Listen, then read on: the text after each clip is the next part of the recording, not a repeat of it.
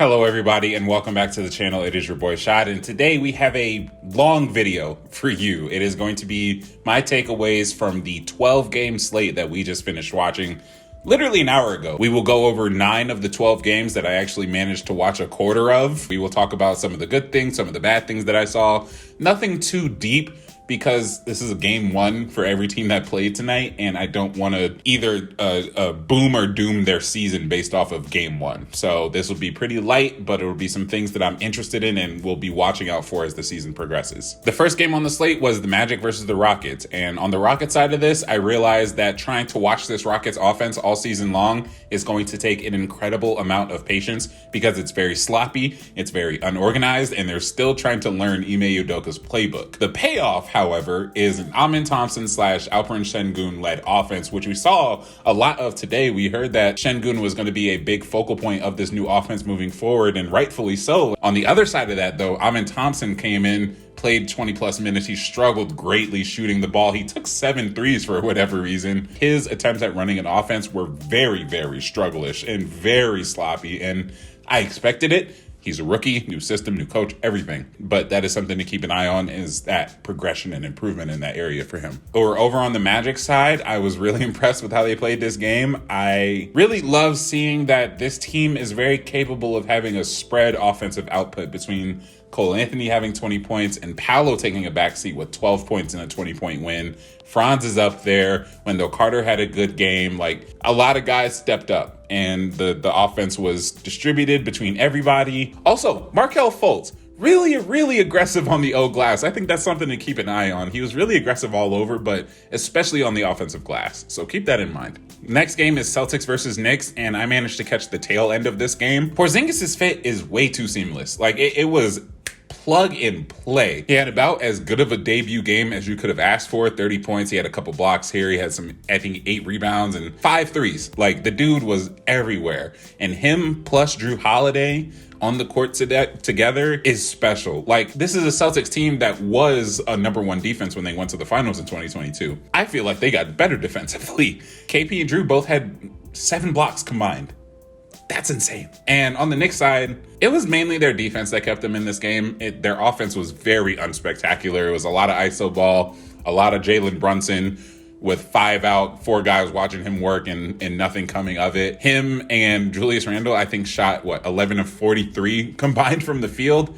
That's no bueno. You're not going to win games like that. And they almost did still. For the Wizards and Pacers, I felt like the Wizards are, they showed a lot of what they could be offensively and just how young and exciting and fast they can play.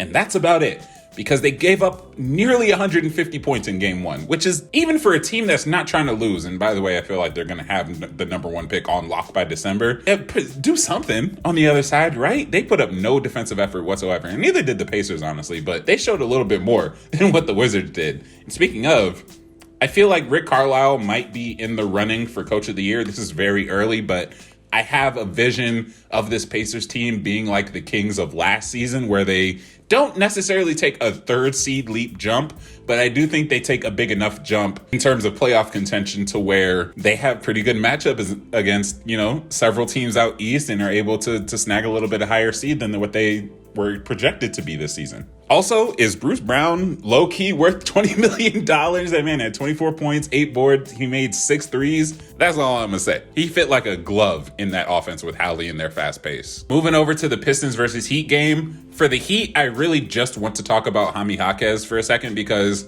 there were a couple plays that I saw. I can't remember what quarter it was in, but there were a couple plays where he was facing up in the mid-range for an isolation.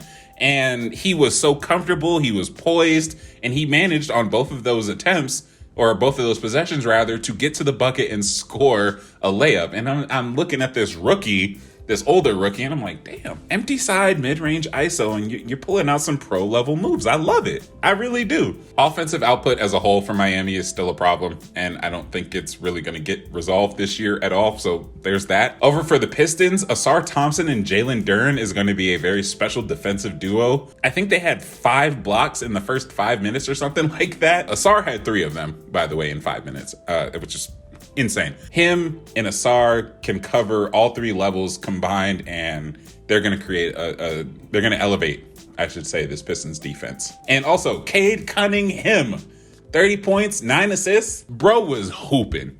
He was getting to the mid-range. He was getting to the bucket. He was hitting his threes. And one of my friends, CJ, who happens to be a Pistons fan, said that they haven't had a player like this since Grant Hill. And I believe him. Cavs versus Nets started off as a slaughter in the first quarter and then ended up being a really good game. And what I wanted to highlight for the Cavs was Max Strus's shooting and how having a movement shooter at the 3 position is going to blossom this offense. I feel like off-ball screens with Evan Mobley or Jared Allen. You're talking about catching passes from a Darius Garland who can get it any and everywhere. You're talking about an offense that now has a lot more movement than what it was used to with Isaac Okoro just sitting in the corner or slashing baseline to baseline, right? Max Strus ended up with 27 points and 12 rebounds for some reason. Though that production isn't going to be there for the entire season for Max Strus in that position specifically, it is nice to have a 3 that can put the ball in the bucket, especially from deep. And Cam Thomas, boy, oh boy, 36 points in less than 25 minutes, I want to say. Bro was hooping. And you know, there was a lot of talk about him last year not taking shots within the flow of the offense. Even Jack Vaughn said, like, hey, you're scoring these points, but how are they coming? Are they coming at the detriment of the team? This game, it was helpful for the team. It was very beneficial for the team. And it's really nice to see that the Nets are going to have this scoring pop off the bench for a team that is lacking a lot of shot creation ability in their players. Pels versus Grizzlies was a highly touted game if John Morant hadn't gotten suspended. Next up was the Pels versus Grizzlies game. And for the Pelicans, Zion looked pretty damn healthy. His bounce was back. He had that sequence where he got a poster and then an alley-oop.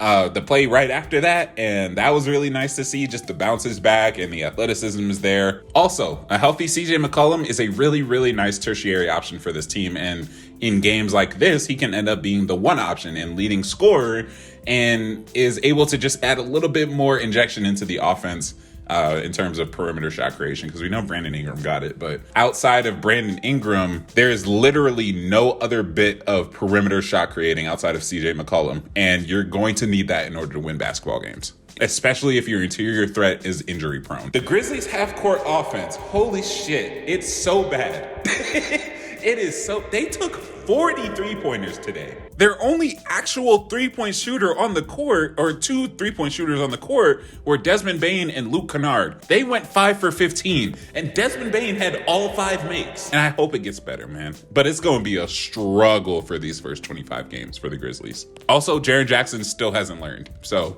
if you know, you know. Thunder versus Bulls was actually a pretty intriguing game. I know the Thunder ended up winning the game by 20, but on both sides, I found some pretty interesting things. For the Bulls, Patrick Williams was incorporated into the offense, and so was Kobe White, and I like it. I like it a lot. I want to see these two thrive. I want to see these two be the focal point of a youth movement in Chicago. They have talent. They have skill.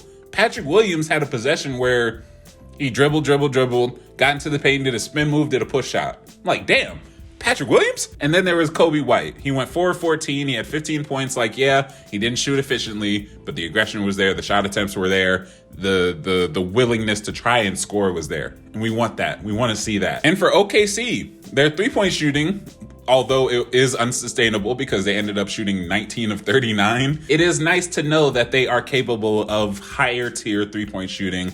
I know last year they were pretty middle of the pack in terms of 3-point percentage, sitting at 35. Having like bona fide space is going to work wonders for the guys like J-Dub and guys like SGA and Josh Giddey, who love to drive, but you know, ran into problems with not having spacing. I think it's going to open up their offense to the point where they can start flirting with a top 10 placement, especially with Chet. Mavs versus Spurs might have been the most anticipated game, and it turned out to be a really good game. We will talk about both sides. I want to talk about the Spurs, though, because there were a few things that more than the other games really did, like, jump out at me. First of all, it's going to be real nice having people see how good Devin Vassell is. Like, I feel like when people look at the Spurs, especially last year, right? The name that I felt like they were more familiar with, and when I say they, I mean the general basketball populace, was Keldon Johnson. Devin Vassell is a better player than Keldon Johnson. And I think this year, because of Wemby, because of the more national games, they're going to be able to see that. This offense runs. This Spurs offense gets out and booms, bro.